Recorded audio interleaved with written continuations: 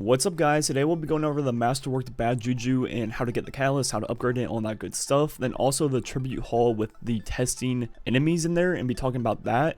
So first, to get the bad Juju catalyst, you need to place 45 tributes in the tribute hall. On my account I have 39, so I'm not quite there yet. But on my friend's account, Eyesides, he has the catalyst already. And as you see right here, it says defeat enemies with bad Juju to unlock the upgrade. So all we did was go to the Whisper Heroic mission and go to the section with all the taken thrall that constantly spawn.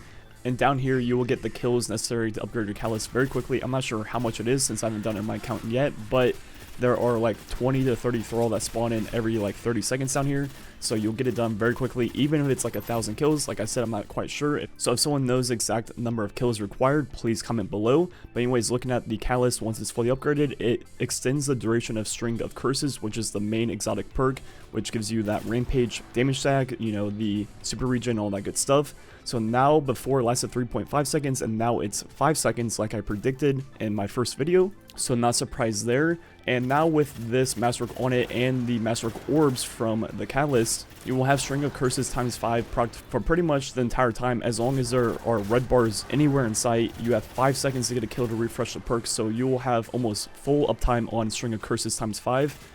Then picking up Masterwork orbs created from the weapon, you're going to be getting your super very quickly with this weapon fully upgraded and Masterworked.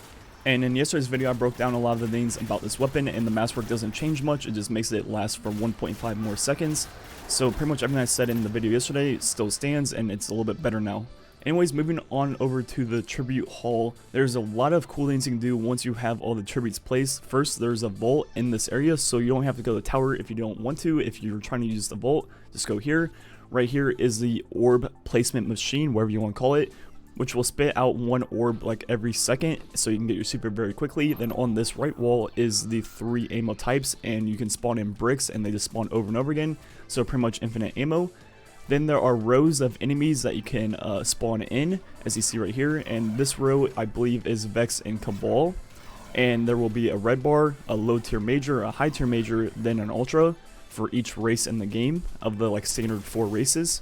And if you guys didn't know how damage works versus majors or red bars, is if they're the same light level, you will do double the damage to the red bar as you would to the major. So as you see here with Rose equipped, I hit 23,000 on the red bar, then 11.9 on the majors, so that's exactly half what I hit on the red bar, and that will be the same damage numbers you'll see versus all the enemies here, so it's very consistent. They're all the same light level, so it's all the same scaling across the board. So for that, it's pretty good, but as you can see, the numbers are way higher than that of the Titan Law sector that I normally use. And like I mentioned before, up at the top on the next level is the ultras of each race, and these guys are pretty much like strike bosses. They have a lot of health, they have a shield and all that good stuff. So there's definitely a good variance of different enemies per race to shoot and test. But like I said, you do the same damage to all of them except the red bars. So pretty much if I was testing here, I'd pick one enemy and that'd be the only enemy I'm testing against. And that would probably be on this other side of the room where it's going to be Hive and Fallen. So first up top you have Greg 2.0. Then you have a Skull-Lost looking dude, which has a Scorch Cannon, and just like the other ultras on the other side, these guys have a lot of health, pretty much, you know, Lost Sector boss, Strike boss health. So if I were going to start testing here, I'd probably just take Greg 2.0 and, you know, use him as my test target, because ogres have great hitboxes, the easiest hitbox to hit with like a shotgun and whatnot, and that's why I picked the Titan Lost Sector originally. So one of the main benefits of testing this room is pretty much the unlimited super, then also the unlimited ammo. And outside of that, that's pretty much the only advantage. What I'd be doing is picking one enemy and testing on that. And so that's pretty much what we do in Titan, right? So not much changes with this compared to what I was already doing. And actually I'd say it's worse for testing things with perks that stack. For example, Bad Juju or Rampage or even Swashbuckler or things like that. And the reason I say that is on each side there is only 2 red bars. On this side, the red bar doesn't even have a crit. Then after that is just majors.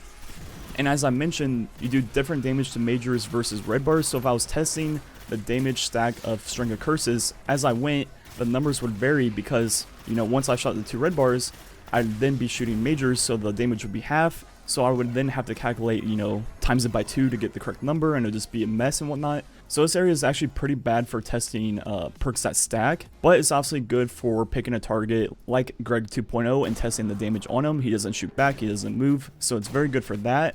And very good for the infinite ammo and super. So pretty much what it boils down to is the Titan Lost sector does everything I already need it to do, And if I need ammo or need super and I can't get it in the lost sector itself, I can just go rally flag. That's not really that big of an issue. Also, if I started testing in this area, all my numbers I use are for comparison purposes. So obviously I've tested hundreds of weapons already, and I know like the ballpark number of their damage in that lost sector, and if I change it to here, all the numbers ever tested would change. The whole point of, you know, my damage testing is to compare one thing to another. Well, if I start doing it here, that comparison pretty much goes out the window, right? So pros of the Titan Lost Sector is a huge build-up database of previous numbers of different weapons, really good for testing perks because of all the acolytes around the room. Also, Greg 1.0 has a really good hitbox, really easy to hit with all the weapons in the game, very consistent target, and the cons are that it doesn't have infinite ammo or infinite super, which isn't that big of a deal with flags in the game. And for the tribute hall, the pros are enemies that don't shoot back, that just stand still and respawn every like 3 seconds, then infinite ammo and infinite super. But the cons are it's a whole different light level system, different scaling in this room compared to all the previous tests ever done on my channel and multiple other people's channels. Then it being very inconsistent and hard to test perks that stack like Rampage, String of Curses, Swashbuckler, things like that. So right now I'm like 70%, 30% on staying with the Titan Lost Sector. I think it does everything I need it to do for my channel and my comparisons and testing. So I don't really see the reason to switch over and, you know, alter all the previous numbers ever tested. Like, what's the point of testing a shotgun in here and I can say in the Titan Lost Sector, well, a sniper does 6,000 DPS, a shotgun does 7,000, you know, things like this. If I start doing videos here, I would have no basis on any of that previous knowledge. So I'm probably going to put a poll somewhere on Twitter or maybe on YouTube if I can, but more than likely Twitter, asking if I should start using this for my testing or not, and I'm pretty sure my vote will go towards no, stick with the Titan Lost Sector because of all the reasons I previously mentioned. Anyways, let me know what you think I should do and what you think about the Masterwork Bad Juju.